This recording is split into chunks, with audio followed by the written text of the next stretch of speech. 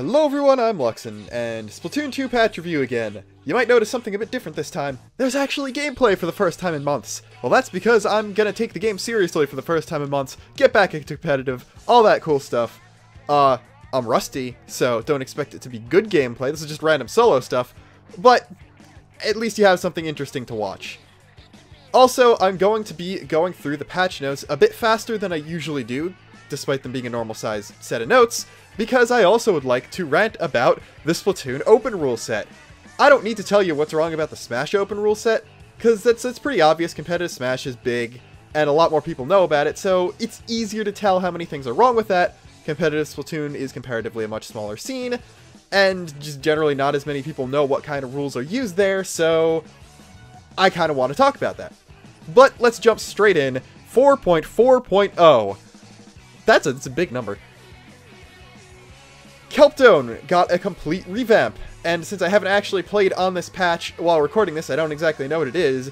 People say it looks cool. I've heard mixed feelings about whether or not the map itself is good, but it added some Splat Zone specific terrain, and then also changed up the terrain that's present in the other 3 ranked modes, as well as just a general revamp to the overall design. Main weapons are the big thing here, and I think I'm going to skip bug fixes entirely. Splash-O-Matics decrease the amount of time after pressing ZR and until first shot is fired when in Squid Octopus form by 2 frames.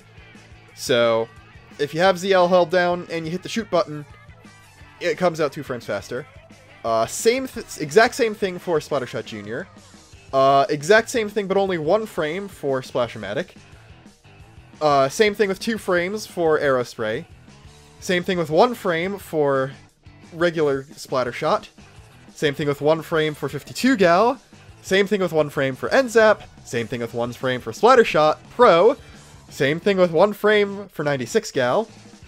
Same thing for 1 frame for Jet Squelcher, but also, when main power up is equipped, shot spread from firing while on the ground will now be reduced in addition to the other benefits it provides.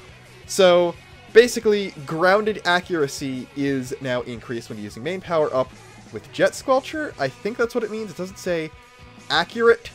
I don't really know. It's a bit of a weird translation, I'm assuming. So, Jet Squelcher is already the most accurate shooter. I don't know why you need more accuracy, but that just makes it seem like it paints worse, or it paints better in where you're trying to get it to paint, I guess is one way to put it. L3 nozzle nose firing is now more likely to ink the area around your feet. Okay, that's always a good buff. It's one of the cookie cutter things you could do without changing combat stats, but it's always a good thing to see, even though I think L3's gotten that buff multiple times in Splatoon 2's lifetime. Flings a roller, reduced amount of time required to hit top speed while running with ZR by roughly a full half second. Yeah, full half second is a pretty dumb way to put it, but you now go fast easier. Increased movement speed when roller is held above head for a vertical swing by 11%. So, you move faster while you're in mid-swing, basically, which is interesting. You can move faster in the air while you're vertical swinging. I don't know how much it's going to help you avoid stuff, but I guess it keeps your momentum going into the jump a little bit better, if that makes sense. Adjusted damage drop-off over distance for vertical swings by making the drop-off less severe, so with a vertical swing it now deals more damage at a longer range. Due to the above change, the distance at which a vertical swing will now deal 100% more damage has been extended by roughly 5%, so vertical swing lethal range has been extended. Squiffer. When main power up is equipped, ink coverage will now be increased in addition to the other benefits it provides. E-liter and scope variants also got this buff, so main power up makes your charger paint better. I'm super torn on that. It's kind of why do chargers need to paint? That's the thing. I've never understood why they insist on making chargers paint better when they could just make their combat stats better, since they're kind of combat weapons by definition. But whatever. Undercover Brilla. When main power up is equipped, its benefits will now trigger more easily, even with fewer instances of the ability equipped. So, diminishing returns were lessened on it, basically. Ballpoint Splatling. Reduced damage dealt by short-range shots from 32 to 28, and dealt by longer-range shots from 32 to 30. So, not only does Ballpoint deal less damage at short range, making it harder to 3-shot, but it also deals less damage overall, and I believe it's already been labbed out that it's impossible to hit 33, or exactly 33.3% with even max main power up now, which is great, because that means you can't do the really cheesy 3-shot, which was making Ballpoint really powerful. Granted, they didn't nerf the other really powerful weapon in the meta, and the special meta leaves a bit to be desired, but at least they got rid of one of the strongest weapons. Unfortunately, like, they made it weaker, but now they made it the objectively less better choice than a couple other weapons in the class. So it's like, that's the problem. They always nerf too much. They never nerf reasonably, and when they buff, it's never enough. So they're not good at the whole equilibrium thing, basically. Regular dualies, not just vanilla, decrease the size of the opponent's hitbox slightly when firing standard shots, making opponents more difficult to hit. Opponent hitbox when firing shots immediately after performing a dodge roll remains unchanged. So basically, when you're shooting someone with dualies, you have a smaller target when you're firing regularly, either by walking or other stuff like that, walking, jumping, that kind of thing. But if you're in the higher accuracy state from dodge rolling, you now have the old target, so it incentivizes you to shoot after rolling even more so, because it's now harder to hit the opponent when you're not. And Tetra Dualies also got that same nerf. Yeah, it's a nerf. Tenta Missiles reduce time after all missiles have been launched until the next action can be taken by roughly 15 frames, quarter of a second. Tenta Missiles don't need more buffs, but they keep buffing its speed slightly more every patch. It's getting really stupid. This is one of the new competitive memes. I don't know. You do you, Nintendo. It was unnecessary, but not game-breaking, so I kind of don't care. Booyah Bomb. Decrease duration of the bomb's explosion after it lands by roughly half a second. Increase the speed at which the explosion expands after the bomb lands. So, the explosion lasts a shorter period of time, but it expands faster, so if you're in range of it, you're more likely to get hit. But if you're like on the fringe, it's easier to escape before dying, and it covers the same amount of turf. So, in terms of painting, it's a bit better, I guess, because it paints the area faster. So you like instantly have control over that space, or half a second faster have control of that space as opposed to having to wait a little bit. Doesn't really matter in Turf War, but I could see that coming in handy a little bit in Splat Zones. Increased damage by 32%, so while it's there for less time, it hurts more. So it's, overall, I do think this is a buff. Well, yeah, it is a buff. Booyah Bomb was a pretty bad special. Ground beneath the bomb thrower's feet is now inkable after the bomb has been thrown, and extended time that the bomb thrower's armor remains active after the bomb has been thrown by roughly a quarter second. So you're less of a sitting duck when throwing, too, which is really nice, because it's actually pretty easy to kill a thrower if you focus fire on them and don't have another person on their team guarding them. Or you just, like, kind of charger them twice. Ultra Stamp. Improved speed of movement and rotation when pressing and holding ZR to swing the stamp repeatedly. Increased minimum damage dealt by Shockwave from 30 to 40. When swinging repeatedly, opponent shots and splat bombs near it during a downswing will be cancelled. And decreased amount of time after performing a swing with the stamp in midair until you can begin swinging repeatedly by roughly 4 frames. So, more damage, more mobility, better shot blocking. Ultra Stamp was kind of bad, but I don't know if it's kind of good yet, but hey, it's better. It's gonna be used more, it's gonna be more useful. I don't see any problems there, although, of course, they didn't nerf the good specials again, so it's still bubbles and armor are fun, and, you might be noticing that Kensa Machine, which was the other thing that was really up there in the meta, alongside Ballpoint, wasn't touched at all, so, yeah. Ink Res up. Increased time before starting to take damage after stepping in enemy ink. Time increased by 9 frames with maximum number of Ink Res gear ability, so it's not too much. It's 9 frames if your entire loadout is Ink Res. Like, it'll get you a couple frames there. I don't know how much it'll help, especially since Ballpoint can't 3-shot anymore if you have a slight bit of damage from ink. So, your mileage may vary on that. Honestly, with the amount I run, it's probably only a couple frames, so it probably won't benefit me at all, but whatever. And then special point changes. H3D, 200 to 210. Kensa Machine, 170 to 190. Explosher, 200 to 210. Custom Explosher, 190 to 200. And Ballpoint Nouveau, 200 to 230. Kensa Machine was touched there, but Machine in general wasn't touched. Fizzy Bomb wasn't touched. Torpedo wasn't touched.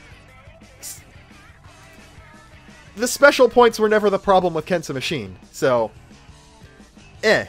everything else is just straight up bug fixes in Salmon Run, in Ranked, in General, so there's nothing interesting to talk about there, but what is kind of important is they fixed some problems and made some worse weapons better, but they didn't do a good job of curbing the upper echelons of the meta, so while some things are more usable, and Ballpoint is less usable, overall it didn't do enough to actually change the meta, and the meta has been the stalest it's been since release. If you follow me on Twitter, you saw a tweet with that good, funny picture of me, but they said that they were done releasing content updates besides balance patches, like a couple months ago. Then they didn't release a balance patch forever, and announced a content update before the balance patch came out. That means that, for a longer than normal period of time, the game was stuck on a pretty stagnant meta. And, after this patch, the meta is still pretty stagnant. So, Some things are better, but overall this seemed a very tone-deaf patch, without really fixing a lot of the fundamental problems the meta has currently. So, with that lukewarm reception out of the way, let's talk about something that I'm actually kind of angry about.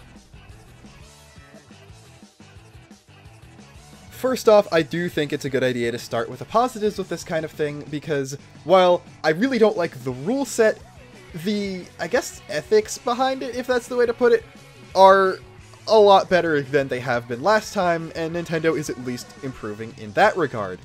First off, I'm not going to fault them for doing online for most of the qualifying. You're trying to get the tournament stuff out for as many people as possible. You obviously don't want to have to organize an in-person event. Kind of interested that PAX East is the thing that they're choosing to do as the finals, but I guess they just didn't want to do E3 either to get it out earlier this time, or just because E3 is going to be smaller this year, which is more likely. But that's fine. It's great that Mexico is finally able to get in on this. Yeah, you need to be 18 in Mexico if you're entering, and it's 13 for US and Canada, but hey, like, if you're under 18, how likely are you to, like, be able to get to PAX East anyway, even if you're being paid? I don't know. Like, it sucks that you have to be older, but it's great that they're, like, actually opening up that eligibility, and I'm sure that there's some obtuse legal reason behind that. I had some other things. 4 players in 1 sub, that's fine. Obviously, more looser organized online tournaments can allow more people, and organized leagues like Leagues Under the Ink can allow more, but LANs only allow 4 players per team, and subs are only chosen if someone, like, can't make it, or sleeps in, or something stupid like that. So, that's fine. I think 5 in an alternate is great. The alternate can be swapped between games, but must be in the game before the game begins.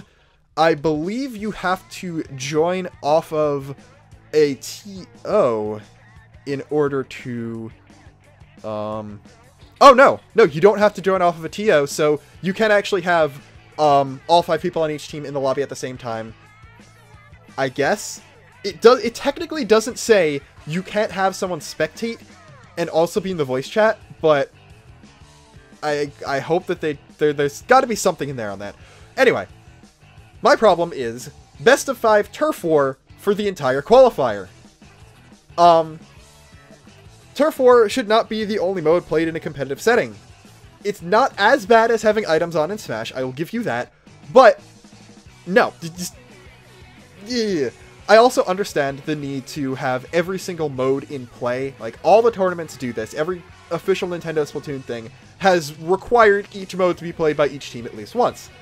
That I understand, but the majority of the sets you will play, if you go all the way from the largest pool to the finals, or even the smallest pool to the finals, or the smallest qualifier, will be Turf War. And Turf War is regarded by many as not as competitive a mode as some of the ranked ones. So that's already questionable. Then you've got best of 5 single elimination. Single elim is fine for this kind of thing. There's no real way to run a tournament this big and have double elim, which, yeah, that would be my preferred thing, but that would be almost impossible, and quite frankly, with what I've seen in the help desks in the Discord servers about these tournaments in the past, I don't think at least half of the people who enter these tournaments are capable of comprehending what double elimination is. Like, that's not even a comment on the age of people or anything, but first off, sometimes people, this is the first competitive thing that they've entered, so they're obviously not going to go too big on that kind of thing. And second off, people are just dumb. Like, I can tell when someone's a young person who doesn't know something that well. I'm decent on picking that up. And in those help desks, a lot of the people who didn't understand the tournament were not young kids. They were just dumb people. That's the best thing it's the best way I could put it. Like, I'm sorry, but sometimes people are just dumb. So, single elim is fine for that. You could do some, like, really, really big Swiss pool, but that would probably also require Swiss to single or Swiss to double, and just straight single all the way is the best way that you could possibly do something like this. I believe seeding, yes, seeding is determined by the TOs based on player ranking and or player history, so I hope that they have, like, actual competitive people organizing this. They'll be able to seed at least the existing competitive teams, or teams with existing competitive players. Based on player ranking would imply, oh, if you're a higher rank, then you'll be seeded higher, because, again, this is a tournament open to a lot more people, so it makes sense for people who aren't necessarily all X rank, even I'm not all X rank, to enter, so that makes sense. But I don't think Battlefy can know what ranks you are, so I think it's just based on competitive history, and pickups or teams containing people who have never played competitive before are just going to be seeded lower than the average competitive player, hopefully lower than a bad competitive player too, because any experience is good experience. And just randomly, I guess, I don't know. The seedings for the 2018 Open were pretty garbo, so just hopefully they do better this time, basically. Then, stages, predetermined map selection, that's good, that's how it should be. And just PB, regular stuff, secondary abilities are on, amiibo gear on. You could use anything except Splatfest teas, so that's fair. Technically, I think this means that if you are living in North America and have a Japanese-aligned copy of the game and, like, receive the Japanese gear, or something, I don't know exactly how you can get the Japan-exclusive gear, but this means that you are allowed to use it if you have it, but are also legally living in North America. So that's an interesting thing. I don't think it matters too much since they're all, I think, neutral brand and abilities you can get easily elsewhere, so that's fine. DC rules. If a player disconnects during a game after at least 5 seconds have transpired, the team must finish the game without that player. That's a little too harsh. It's usually like a 30-second thing, but sure. In the event of a dispute, the team that experiences the DC is responsible for providing video evidence, so you're allowed to use the switch capture feature. Unfortunately, that just means you actually have to tweet out your stuff and then show the tweet to the TO on Discord, so whatever. If a disconnection occurs, if the DC occurs in the first 5 seconds, it must be restarted. I don't like that. I prefer the first 30 seconds, first minute, once per set, because that, once per team per set, rather. That could account for just some random spike in someone's internet, and like, oh, something screwed up. My brother's downloading porn, and he used up too much bandwidth, so I DC'd, but I just knocked him out, so we're gonna be fine for the rest of the set, that's cool. And if the same person DCs a second time, then, well, look at that, their internet is actually bad, and they shouldn't be playing in this tournament. That's a lot fairer to me than, oh, you have 5 seconds to not DC, because a lot of things can happen in 5 seconds. But that's fine. Back to the actual game type, though. I would prefer best of 3 ranked or best of 3 ranked turf mix to best of 5 turf. First off, I think best of 5 turf, or best of 5 anything is a little bit too much, too many games per set for a tournament that's this big. If you wanted to, progressively as you got further through the tournament, increase the amount of games in a set, that makes sense. It's like the finals go up to best of 7 or best of 9 or something. So, like, that actually makes plenty of sense. But for the beginning, best of 5 is eh. I would, also, best of 3 ranked or even ranked turf mix makes sense because menuing takes a lot of time. I consider menuing in between games in a set and before the first game to take about a full minute plus, a minute to 2.5. I'd probably say 2 as an average. That means that the more games you have, the longer a set will take. And again, with people who don't really know what they're doing because it's their first tournament or because they're stupid, again, I might be coming off as harsh here, but I legitimately make a distinction between someone who's inexperienced and someone who is dumb. Inexperienced means I'm capable of teaching you how things work if you're willing to listen, and dumb means I can't do that. Unfortunately, the dumb seems to outweigh the inexperienced, and people can be inexperienced and dumb, which only makes things harder. But less menuing, the better, because when you're dealing with people who don't really know what they're doing necessarily, it's best to get things as streamlined as possible and make the possibility of a set going for really long less, so we don't have everything going over time, which it's inevitably going to do, and that, to an extent, is out of the TO's control, but they could do things like make better rule sets so it doesn't happen all the time. What I'm saying is, 5 Turf War games take 15 minutes of in-game time with 5 sets of menuing. 3 ranked games that all go to time will take 15 minutes of gameplay time and 3 sets of menuing. So, if all 3 ranked games go to time, it will take less time than a best of 5 turf. That is, assuming there's a game 3, and assuming all of them go through 5 minutes, and honestly, overtime lasts about a minute, less most of the time, and if all 3 of those go to overtime, that's still more than likely going to take up less time than the additional 2 things of menuing. Also, sometimes ranked games finish earlier than 5 minutes, and sometimes that doesn't go to the last game. I don't really know, but like ranked turf mix works too. It's just better. It gives people like a so much better experience than just turf war, especially if you like only get to play one thing. Oh, I just can play it's just turf. I don't get to play the competitive modes against some of the best competitive people. Also, this makes things go even faster because a lot of the early rounds are going to be highly seeded or competitive teams knocking out casual teams or teams playing for the first time or teams for whom this is their first tournament very quickly. Doing it in 2 games, especially ones that can finish before 3 minutes, will take a lot less time than doing it in 3 games that will always go to 3 minutes. So, just in general, for a more streamlined structure, it should have been something more like best of 3 ranked turf mix. I would prefer just ranked, but if I were making the tournament for Nintendo, I would do a ranked turf mix and just do that. Then, qualifier finals on March 2nd. The top 8 remaining teams from the Ink pools, which, that's a good name for the qualifiers, will be eligible to participate in the qualifier finals, which will be a single elim best of 7 on Battlefy.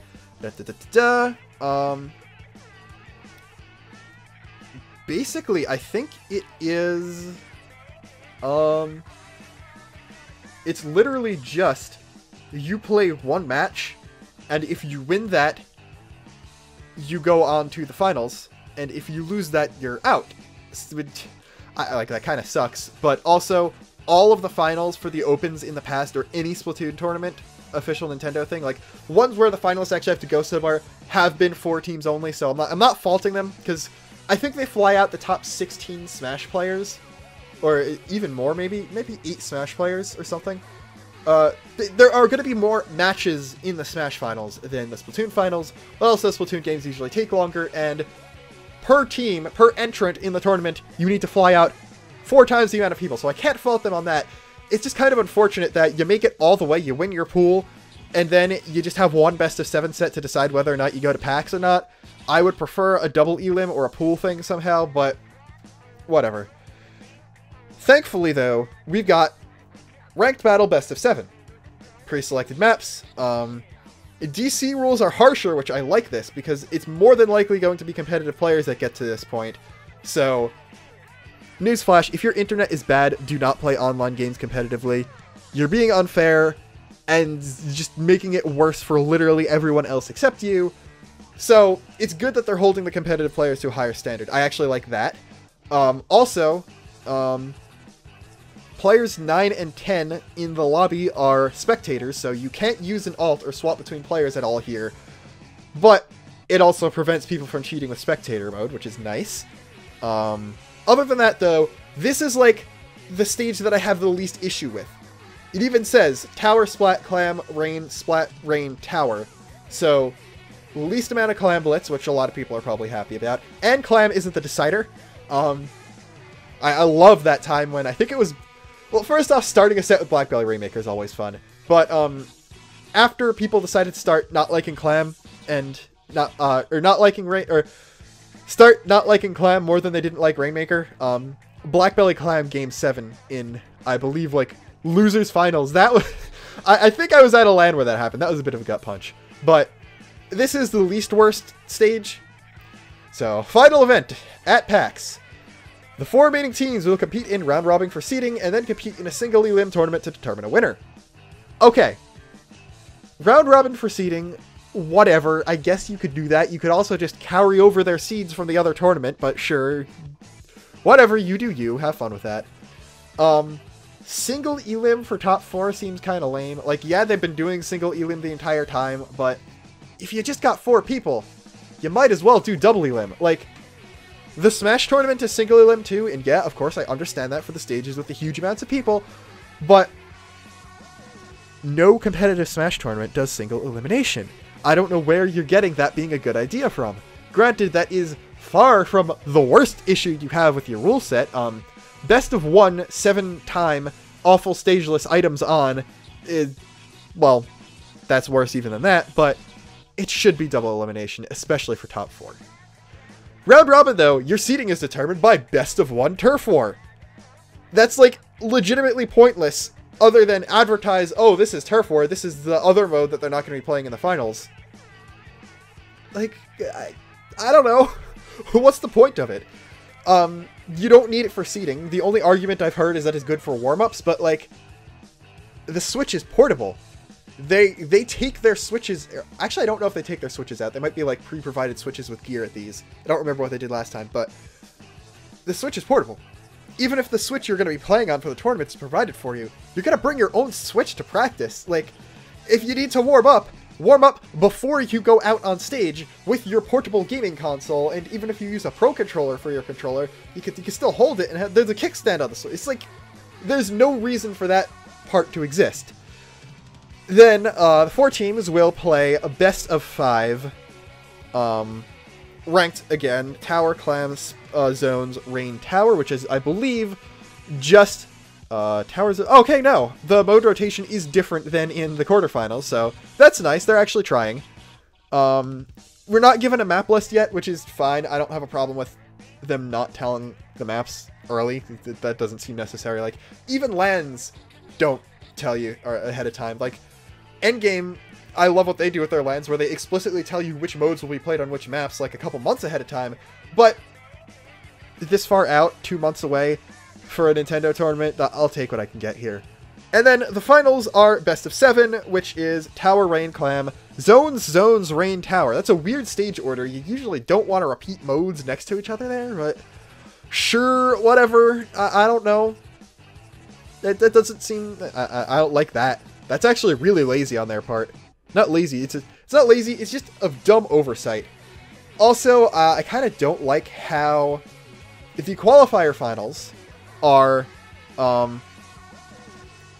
best of 7. So you play best of 7, then you play best of 1, then you play best of 5, then you play best of 7.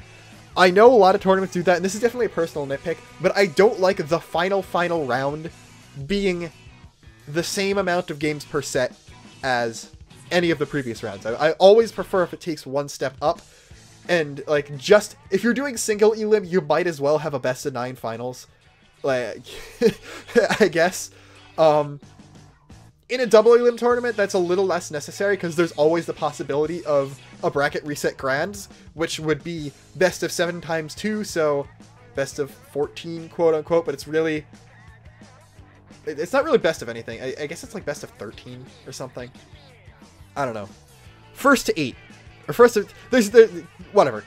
I could let it slide in double elim, but if you're doing single elim, you might as well give the people a show. Give us a chance for a game 5. Like seriously, other lands have done best of 9 sets for the final few rounds, so I don't see it. I don't know what they're doing there. But let's see, what are the actual prizes? Well,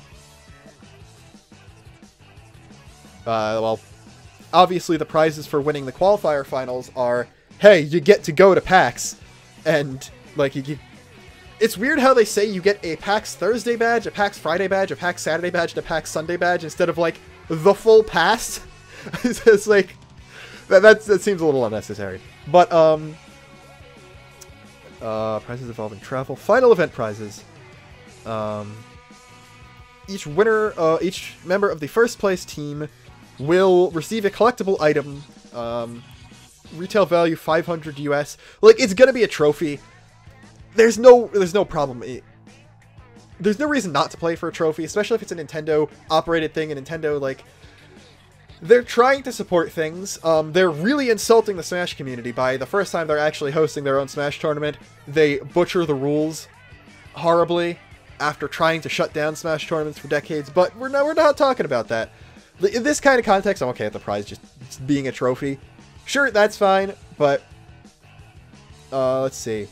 In general, I like how they have a disclaimer. This is a skill-based tournament. Odds of winning depend on your skill and the number of people in it. So, basically, get good or don't complain about losing. I hate the fact that they actually have to have that in there, because, you know, people are going to complain. You can complain if there's lag in the online stages. That's perfectly justified. But, other than that, if you're not good, you don't deserve to win. That's how this works. And... while it's a lot better than the Smash rule set, I still wish we got something a bit better than what we did. So, that's my opinions on stuff. I went a lot longer than I thought, so I'm going to have to record a bit more gameplay. Xenoblade video soon. Until next time, this is Luxon, signing off.